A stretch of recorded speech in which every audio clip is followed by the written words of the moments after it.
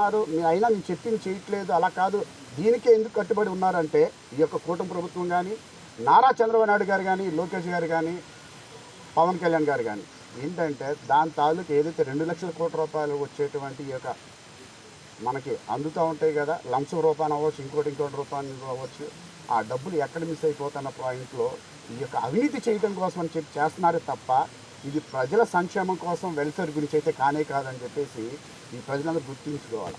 ఈ మాట చెప్పినందుకు మేమందరము కూడాను నాయకులు, వైఎస్ఆర్ కాంగ్రెస్ పార్టీ నాయకులు, కార్యకర్తలు అందరూ కూడాను దీనికి అందరం కూడా సపోర్ట్ పలికింది. Not only YSR Congress party, మీరు సోషల్ మీడియాలో చూసినట్లయితే ప్రతి చోట కూడా అందరూ కూడా ఈ యొక్క మావిగన్ అన్న దాన్ని అందరూ హర్షం వ్యక్తం చేశారు. క్లియర్ కట్గా ఉంది, చక్కగా అయిపోతుంది, మనకి వెంటనే కూడాను గ్రోత్ కారిడార్ తయారైపోతుంది, వెంటనే మనకి కరెంట్లీ ఇన్కమ్ కూడా మన సోర్సెస్ వచ్చేటువంటి అవకాశం ఉంటాయి. ఈ యొక్క క్యాపిటల్ ఏదైతే అనుకున్నారో అమరావతి అనుకుంటున్నారో అది కనీసం మినిమం 20 years అన్న పడుతుంది. 20 years అవుతుందా ఇప్పటికి అవుతుందో కూడా మనకు తెలియని పరిస్థితుల్లో ఉన్నాం. గందరగోళంలో చాలామంది కూడా ఉంటారు. దాని బదులు ఇది ఈ కారిడార్ ఉంది కదా, చక్కగా మావిగన్ అని చేసుకుంటే బాగుంటుంది. అలా కాదు, మీకు మావిగన్ అంటే జగన్ గారి పేరు గుర్తొచ్చుద్దని చెప్పి మీరు అనుకున్నారా అని మీరు ఫీల్ అవుతున్నారని కూడా జగన్ గారు మా నాయకులు కూడా చెప్పారు. అలా కాదు, మీకు ఆ ఫీలింగ్ ఉంటే మీరు పేరు కూడా మార్చుకోమని కూడా చెప్పారు. మీకు నచ్చిన పేరు పెట్టుకున్నారు. నిన్న అంటున్నారు, పేరు నాని గారు కూడా ఒక ప్రపోజల్ పెట్టారు, ఎన్టీఆర్ దాన్ని పెట్టుకోండి, నందమూరి తారక రామారావు సిటీ అని పెట్టుకోండి, ఎన్టీఆర్ సిటీ అని పెట్టుకోండి, మీకు ఎలా కావాలంటే అలా పెట్టుకోండి.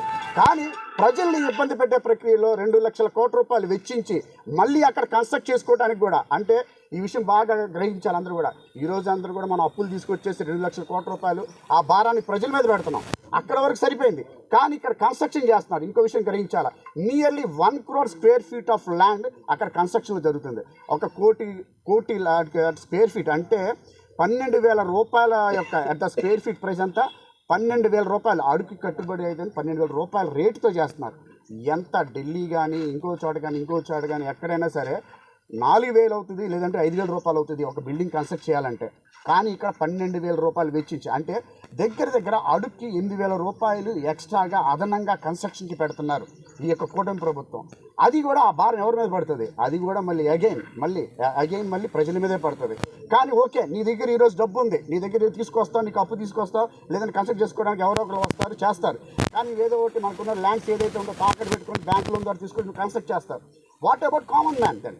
కామన్ మ్యాన్ ఎలాగా కన్స్ట్రక్ట్ చేసుకుంటాడు? అడుగుకి 12,000 రూపాయలు పెట్టి అక్కడ ఉన్నటువంటి పరిస్థితులకి ఎక్కడైతే వాటర్ ఎక్కువైతే ఎక్కడికి ఫౌండేషన్కి వెళ్ళినా సరే అక్కడ వాటర్ లీకేజ్ ఎక్కువ, వాటర్ బాగా పైకి రావడం వల్ల ఆ టైప్ ఆఫ్ కన్స్ట్రక్షన్ 100% ఆ టైప్ ఆఫ్ సాయిల్కి ఎట్టి పరిస్థితుల్లో కూడా 12,000 రూపాయలు అవుతుంది అంటున్నాను.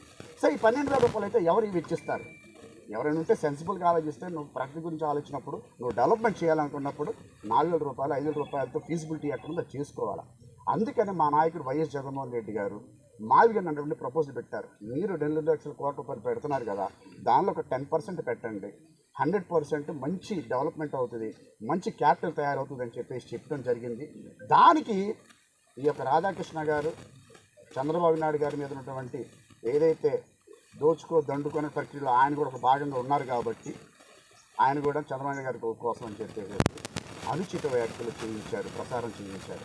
ఎంత దుర్మార్గం అంటే ఆ మాటలు అనేది ఎవరు కూడా, నాకు తెలిసి ఎంత చదువుకున్న వాళ్ళు, అసలు మామూలుగా కామన్ మ్యాన్ వాళ్ళు స్కూల్ పని చదువు రాని వాళ్ళు కూడా అలాంటి మాటలు మాట్లాడరు. అలాంటి మాటలు మాట్లాడినట్టు రాధాకృష్ణ గారికి మేము ఇక్కడే చెప్తున్నాము, మీరు ఎట్టి పరిస్థితుల్లో మీ యొక్క మాటలు వెనక్కి తీసుకొని బహిరంగంగా క్షమాపణ చెప్పాల్సిందే. మీరు బహిరంగంగా క్షమాపణ చెప్పకపోతే మా యొక్క ఏదైతే ధర్నా చేస్తున్నామో, ఏదైతే నిరసన తెలుపుతున్నామో 100% ఇది ఉధృతం అవుతుంది. అలాగే ఎవరైతే ప్రసారం చేసినటువంటి ఆ రోజు ఎవరైతే ఆ వ్యాఖ్యానించినటువంటి ఆ యొక్క లేడీ ఎవరైతే ఉన్నారో ఆవిడ మీద కానీ, ఎడిటర్ గారి మీద కానీ, అలాగే ఛానల్ మీద కూడాను 100% దీని మీద యాక్షన్ తీసుకుంటాం.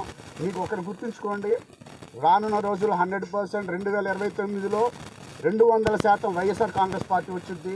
అప్పుడైనా సరే, ఇప్పుడు మీరు మాట వినకపోయినా అప్పుడైనా సరే 200% మీకు మీ యొక్క ఏబిఎన్ ఛానల్ని ముయించేస్తాం, అలాగే మీ పత్రికను కూడా బ్యాన్ చేస్తామని చెప్పేసి హెచ్చరిస్తూ తెలియజేసుకున్నాం.